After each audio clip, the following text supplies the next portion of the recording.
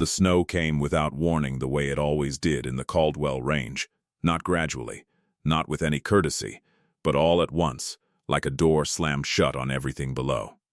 Della Voss stood in the road and took stock. One coat wrong for the cold. Boots with the left sole coming away. The horse she'd tied at the trading post, gone, the road back to Harlan Creek, gone under 6 inches of white.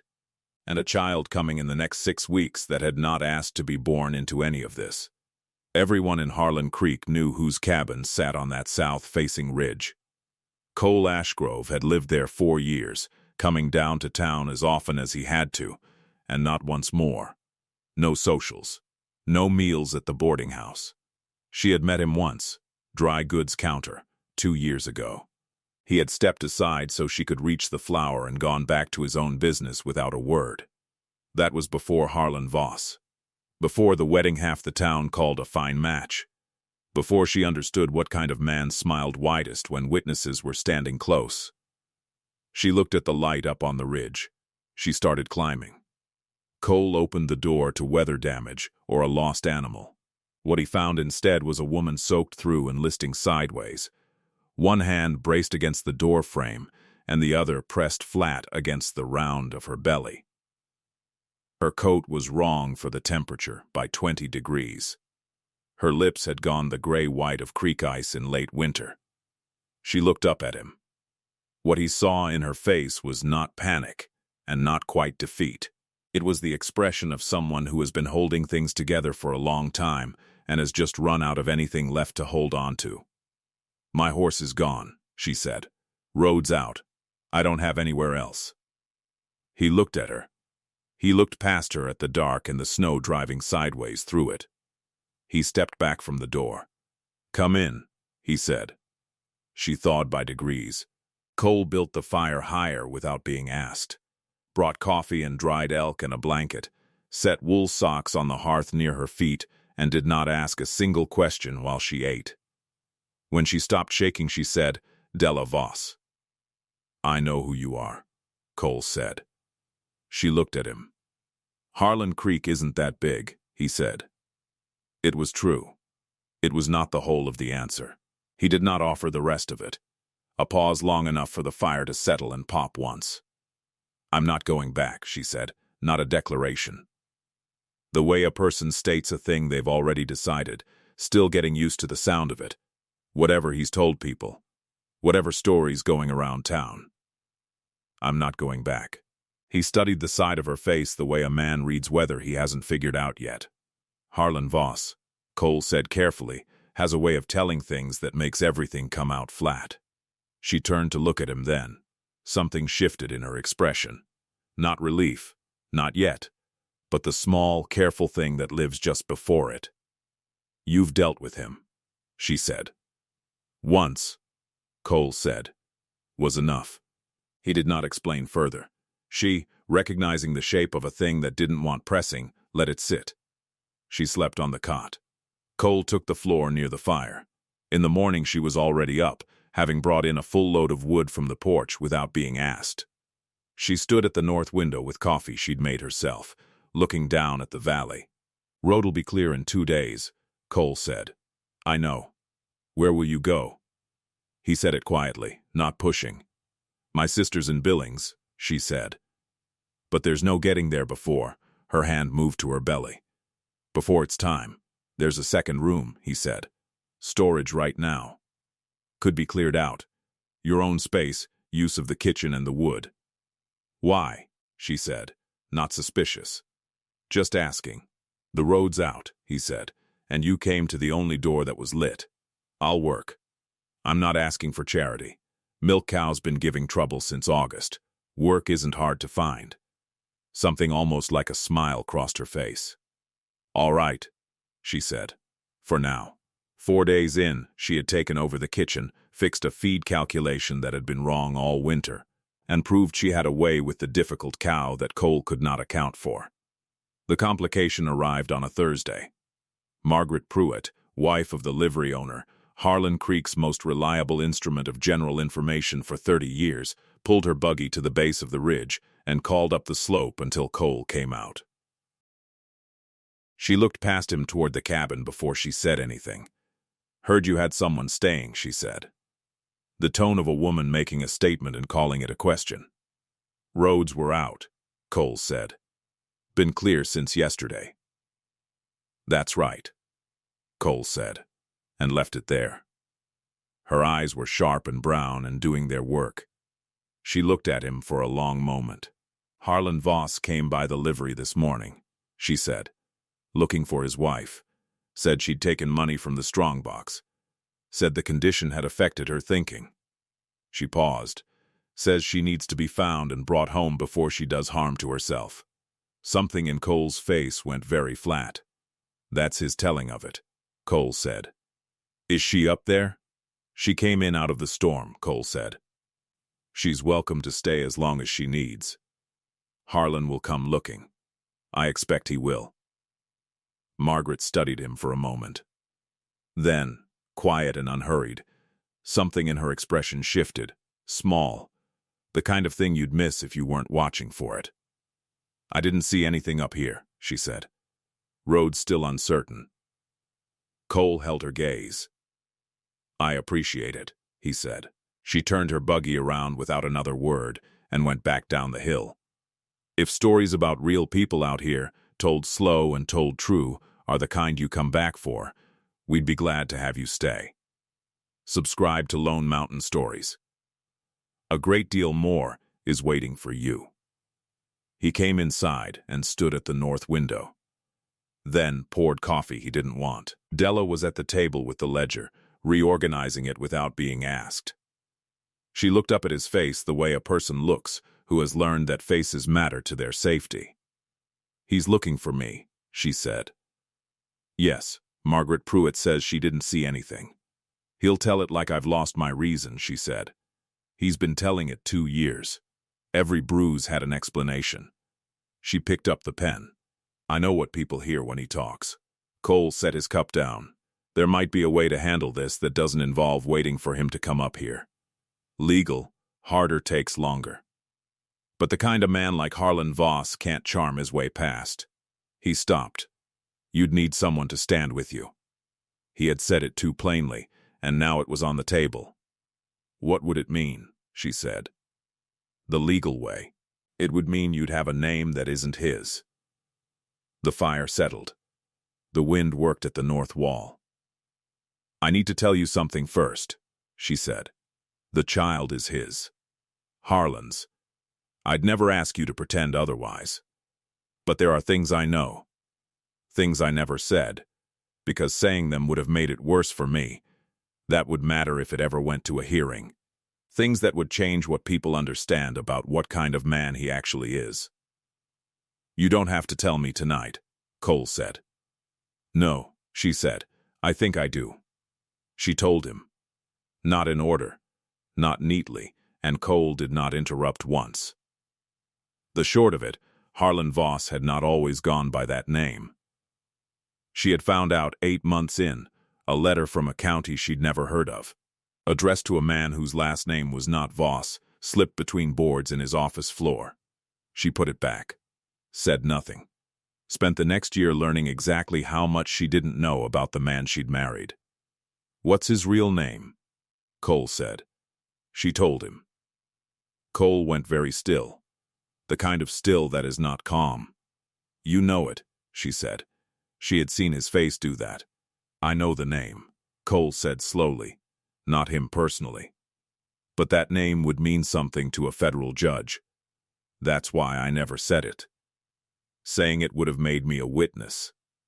A witness to a man like that, with a child on the way and no family within 3 days' ride."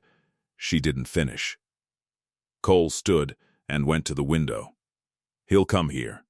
Won't come alone. He'll have the town's sympathy and a story that makes you sound like a woman who needs to be returned to his care. I know how he'll tell it. Then we don't wait. We go to Billings, to a judge who will know the name you just told me, before he figures out where you are. 3-day ride in this weather," she said. "I'm 6 weeks from my time." "I know. Why are you doing this?" she asked. The same question as before, but larger now. 4 years ago, he said, I left a town I should have fought harder to stay in. Someone told a story about me. I let them tell it because I thought silence was a kind of dignity. He looked at the floor. It wasn't. It was just silence. Della looked at the man across the table, the one who had opened a door in a storm and asked nothing for it.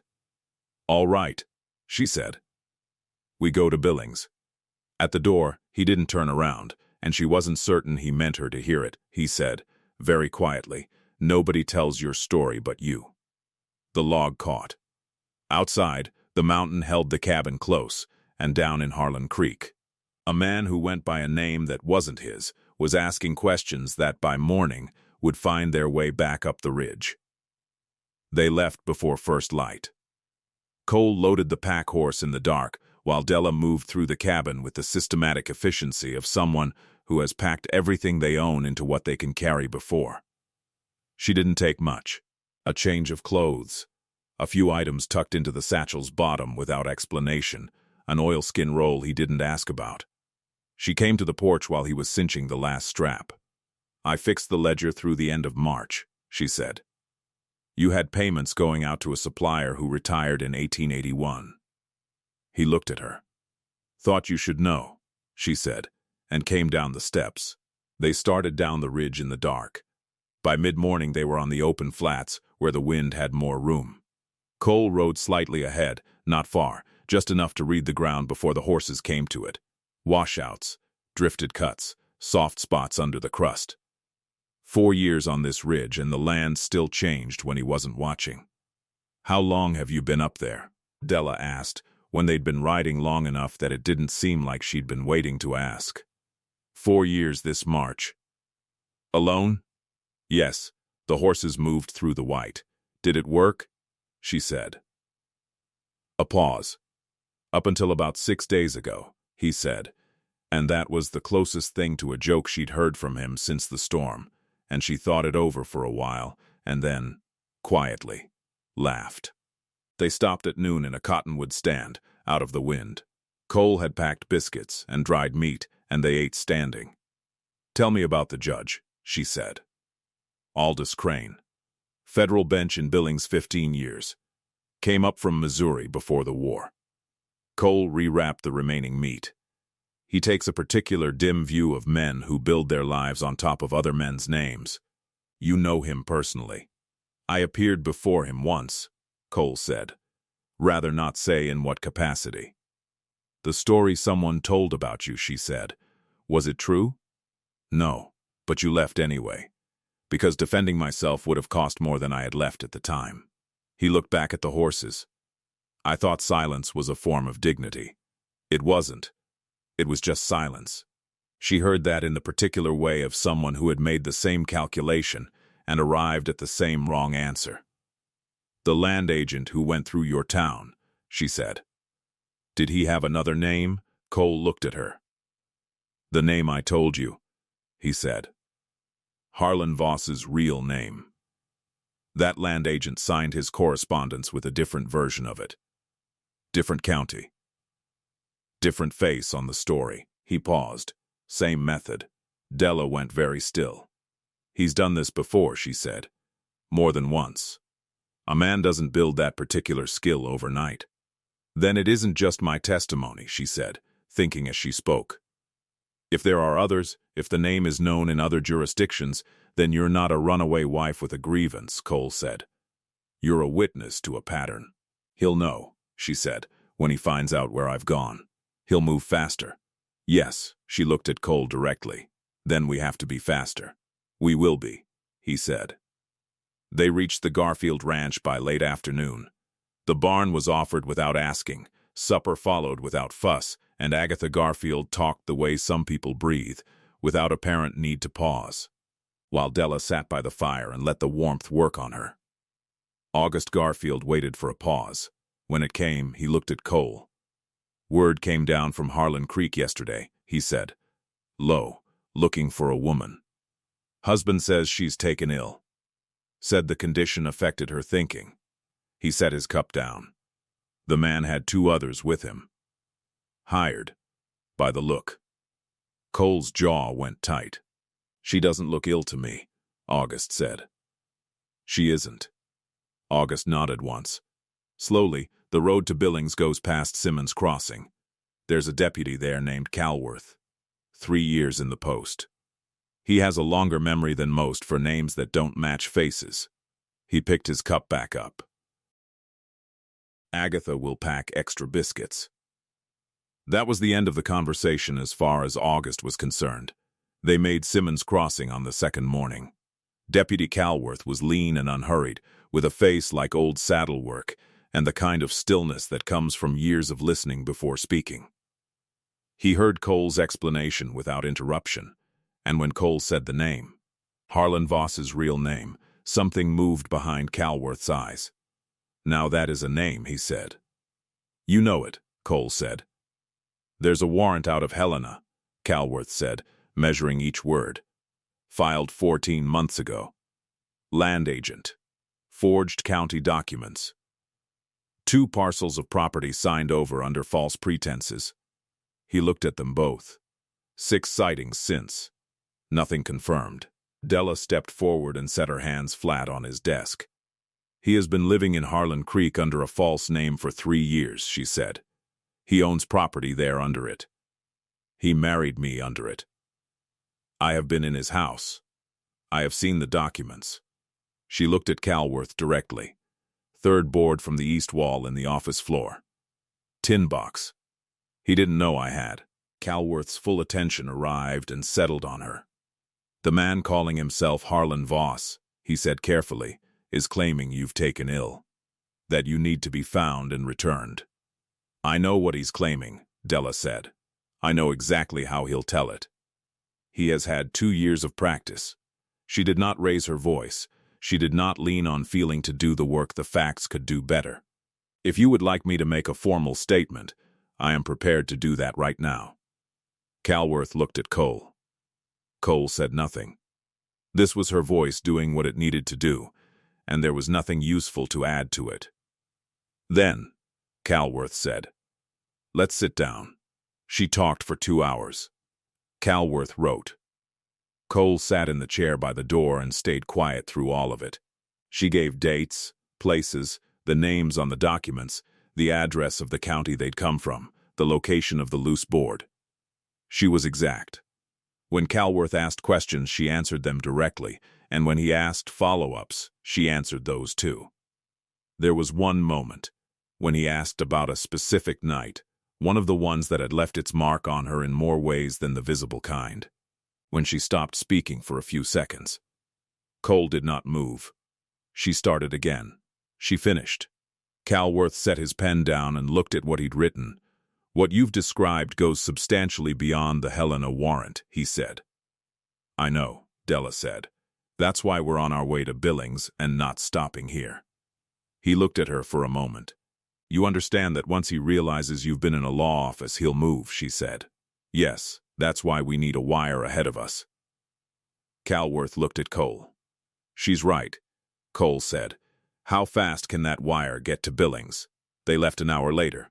A deputy's wire was already traveling to Billings, and Harlan Voss's real name was written in a law office for the first time in 3 years. The snow had stopped.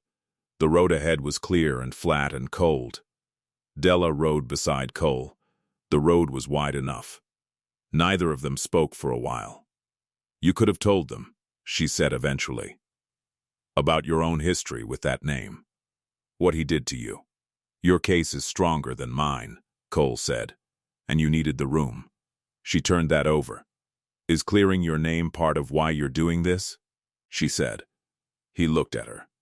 Something under the stillness of his face had shifted since Simmons Crossing. She couldn't name it exactly, but could plainly see it was there. "No," he said. "Then what is it?" He looked ahead at the road. "You came to the only door that was lit," he said. She had taken it as practical the first time. She turned it over now with everything else she knew about him, and let it settle at the bottom of her like something solid. The bend in the road came up without warning, and around it, in the low distance, still miles off, but visible now, 2 riders. moving at a speed that had nothing to do with casual travel. Cole's hand went out, brief and instinctive, to the space in front of her. She had already seen them. "How many?" she said quietly. Cole studied the distance. "2," he said. "Maybe 3 behind." She looked at the road, at the tree line on the left, at the frozen creek bed running parallel on the right, at the old rail bridge a quarter-mile back. "The creek bed," she said. "There's a cut under the bridge. I saw it coming through." Cole looked at the riders. "At the creek." At her. "He knows every road into Billings," she said. "He doesn't know I was paying attention." "You're right," Cole said. And he turned his horse. The creek bed was frozen hard enough to hold the horses. They moved under the rail bridge in single file. Low, close, old ice overhead, and came out into a stand of bare alder. They stopped, listened. The riders reached the bridge overhead. 2 horses, moving fast, moving past. 10 minutes before they double back, Cole said. Della was already reading the creek bed. "The flat east of here opens onto the lower Billings Road, about a mile south of where they'd be looking, if it's not drifted. Then we find out," she said, and moved her horse forward. The flat was passable. One bad stretch where Cole got off and led them through a soft cut that turned out shallow, and then they were clear, hitting the Billings Road a mile south of where Harlan's men would be turning circles. They did not stop.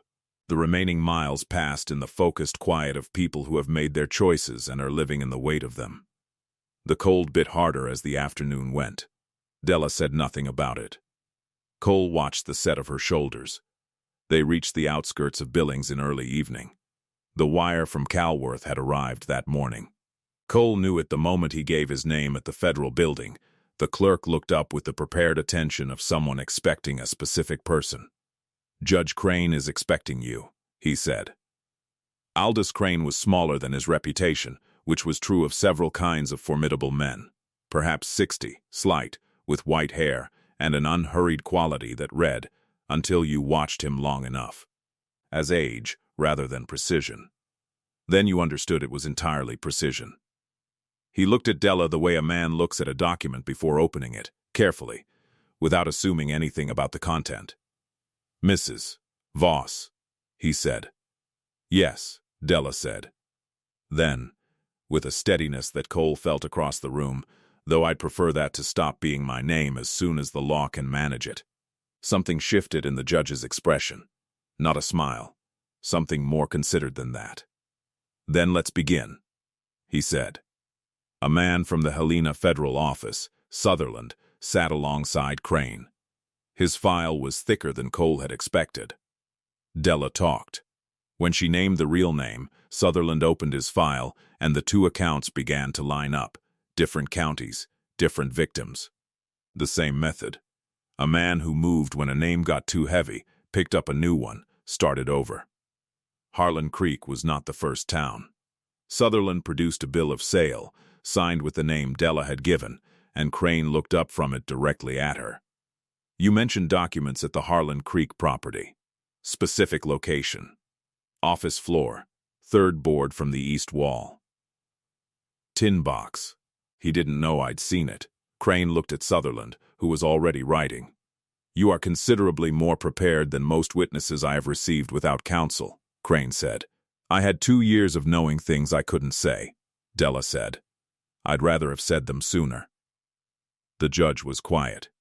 "So would I," he said, and meant it, and that was the most she had needed from anyone in 2 years. At the end, Crane issued a warrant, not for a man named Harlan Voss, but for the man whose real name Della had given. He also signed a dissolution of the marriage. "The marriage is void," he said, "contracted under a false name. No valid marriage existed. The child's legal standing." Della said, "The child is yours. Entirely. Whatever name you choose is your decision alone." She exhaled. The ordinary kind, the kind a person makes when they have been holding something for a long time and can finally set it down. The man who had called himself her husband, who had spent 2 years making her feel small and wrong and unsteady in her own memory, had just been dismantled by the woman he thought he had left with nothing. Cole sat in the back of the room through all of it and said nothing. Della had not looked at him once while she was speaking. She hadn't needed to.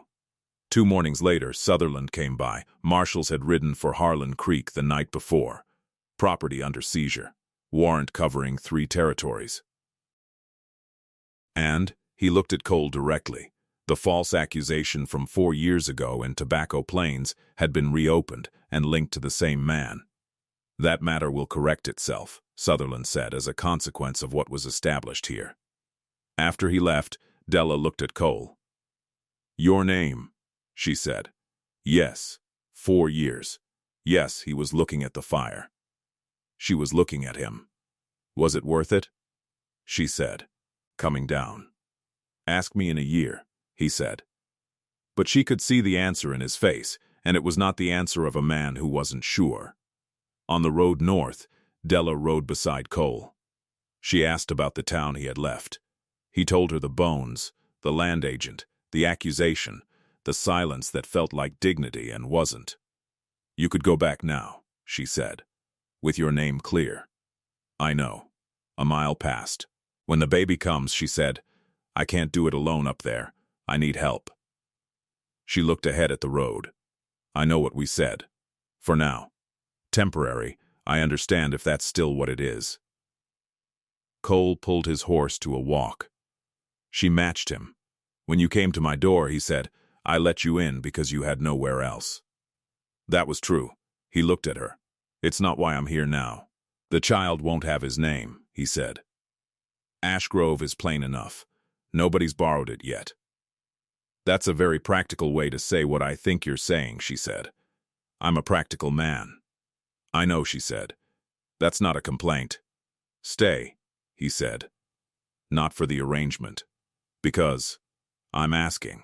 She looked at him for a long moment. The road was empty in both directions. I'd already meant to, she said.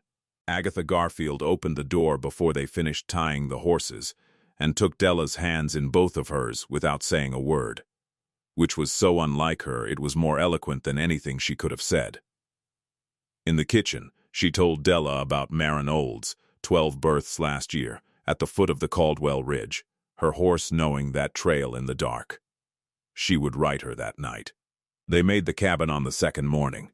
Cole unlocked the door and went in to start the fire. She heard him from the porch, the stove door, the knock of wood, a space being asked to be warm again. The storage room stood open.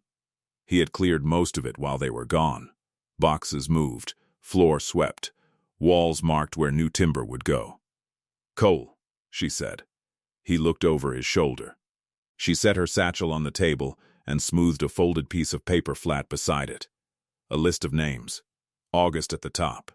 Vera at the bottom, uncrossed. August, she said. If it's a boy. Vera if it's not. I had an aunt by that name.